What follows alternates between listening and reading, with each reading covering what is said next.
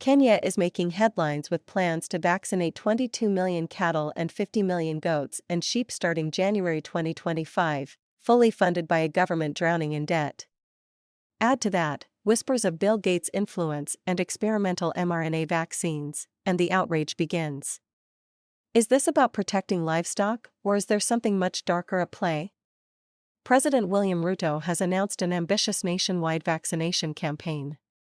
Diseases like foot-and-mouth disease and peste de petits ruminants are crippling livestock farming, and the government says this drive will secure Kenya's position in global markets.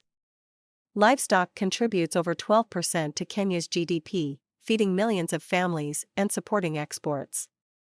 A healthier herd means better productivity, better incomes, and theoretically, better lives. But not everyone is convinced. Social media has exploded with skepticism. One Kenyan tweeted, "Why vaccinate cows when people are dying in hospitals without medicine?" Another wrote, "We can't afford school fees, yet we're funding vaccines for goats." Bill Gates, a man whose name is almost synonymous with controversy in Africa. While Gates himself hasn't been explicitly linked to this program, Kenyans are drawing connections to his broader initiatives on vaccines and agriculture. Rumors have swirled about the use of experimental mRNA vaccines for cattle, sparking fears that these vaccines could contaminate milk and meat, affecting human health. While there's no official evidence that Kenya is introducing mRNA vaccines, the mere suggestion has ignited widespread distrust. One viral TikTok said, "If Gates wants to save cows, let him start with his own farm in Seattle."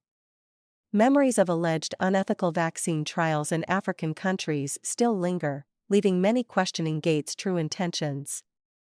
But the controversy doesn't end with vaccines.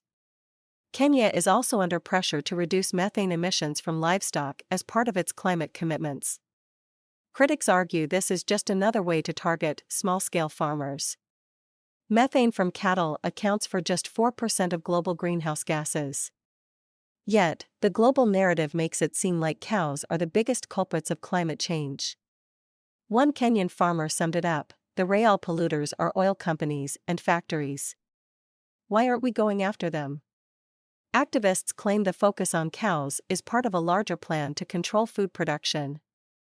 By pushing small farmers out of business, corporations could monopolize the industry with industrial farming and synthetic meat alternatives. Is this really about saving the planet, or about controlling who eats and who profits?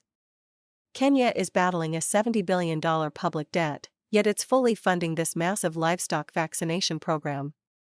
To many, this feels like misplaced priorities. One viral tweet asked, "Are we borrowing money to vaccinate goats? What's the endgame here?" The government has remained tight-lipped about the true cost and nature of the program, adding fuel to the fire of public suspicion.